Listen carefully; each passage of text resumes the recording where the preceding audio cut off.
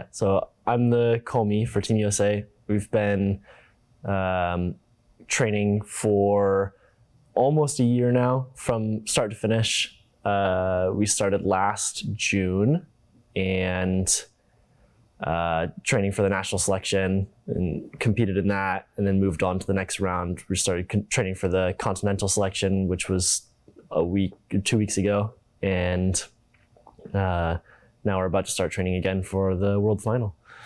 Okay, and that's in January. I want to ask a bit more about that and the competitions that you've been through, but first I want to understand, what was the journey like to come from being a kid in Reading to being on Team USA as the commis chef?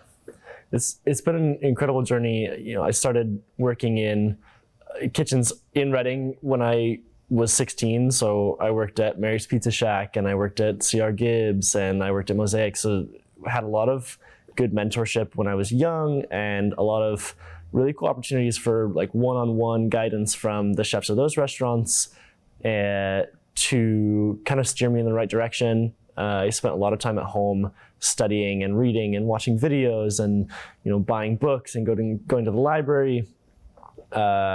So developed my culinary skills, and then when I had an opportunity to get out of Reading and go work for Chef Thomas Keller in Napa, I jumped on that, moved down there, and then really just focused on refining the craft.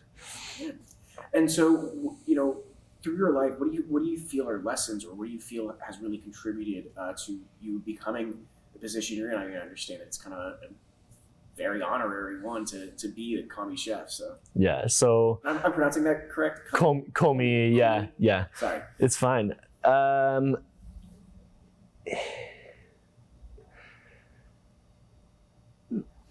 My parents always included me in cooking at home, so that played a big part.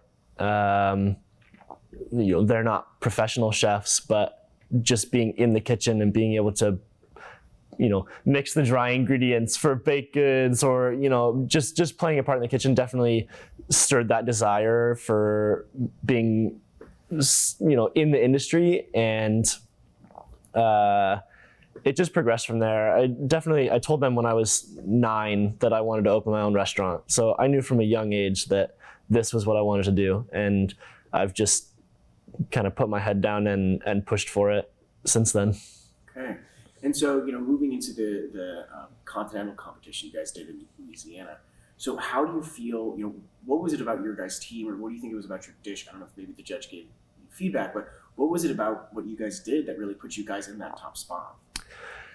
We put a big focus on flavor. We really drove super nice, super clean flavors with really great ingredients. And that was our main focus. And then we also put a big emphasis on the kitchen. So a lot of stuff is judged during this competition: your cleanliness, your efficiency, your food waste, how you interact with each other, of course, your timing.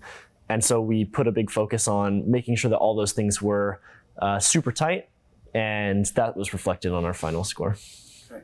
And so I noticed also that while it is a bit of a Team USA, it's also a bit of a Team California with kind of the themes and things like that. So can you talk a little bit about how kind of your California heritage, I guess, played into the themes and the dish you guys presented? Yeah, so Chef Stefani, de Palma, and I are both California natives, born and raised.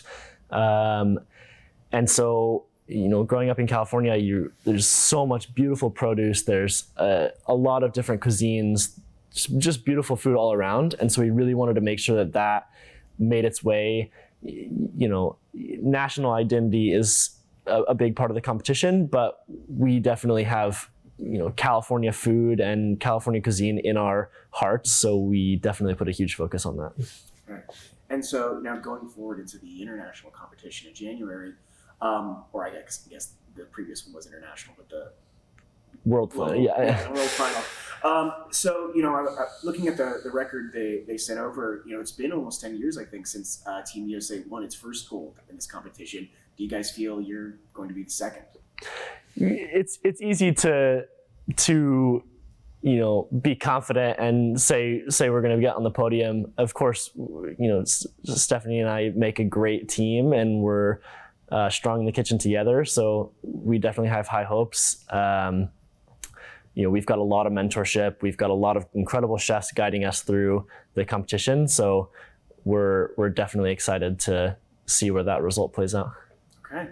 And then, where does it all go for you from here, after Team USA? I know a lot of people are going to see this here in Reading and think, how can I taste a good old Reading boys food if I wanted to?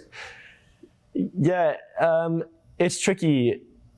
I'm still young and have a lot of learning left to do. So I have not made a decision yet on where I'm going to go after the competition, but there's a lot of doors have been opened through this. And so I could work in a lot of different places. I could go to a lot of different routes. I'd like to open my own restaurant, but that's decades in the future.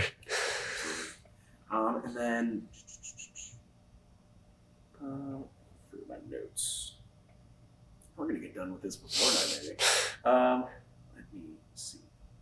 And so when it comes to when you're cooking, obviously you said in the competitions you're judging a lot, but when it comes to that final dish, how are you kind of balancing things between flavors and aesthetics, and also kind of following the theme of everything? How do you, when you guys kind of approach these competitions, how does that play out?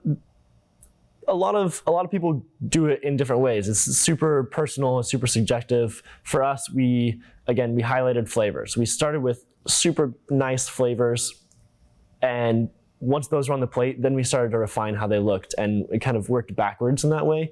And I think that's where a lot of our success was derived from, was just making super tasty food. And this is a bit more of a basic one, but I don't think we've really gone over it. What do you love and what keeps you going when it comes to cooking? What about it is something that has become your life so far? For me, cooking is kind of an obsession. For a lot of people in the industry, it's the same. We cook all day at work, and then I'll come home and I'll cook myself dinner, and then in my free time I read books about cooking, and I watch videos about cooking, and I study other people's cooking, and so it's just it is my favorite thing. I will never get tired of it.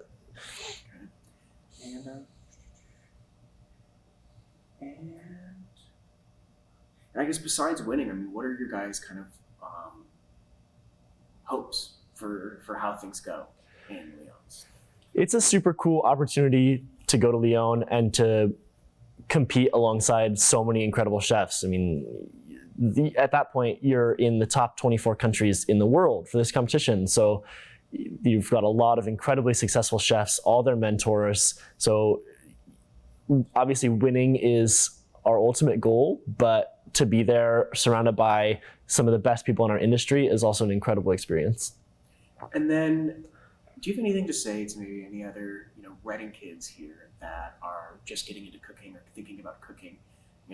I think for a lot of people, they get their small town vibe here, and they feel that, what can a Reading kid do? Yeah. This is what a Reading kid can do. What do you say to that? For young chefs, it's really easy to kind of fall into a slump, but you put your head down and you work, and sometimes you have to get a little bit lucky, but it's never impossible to move on and do big things in any industry, but especially the culinary industry. There's a lot of great chefs in Reading that can help, but hard work is the biggest part of it.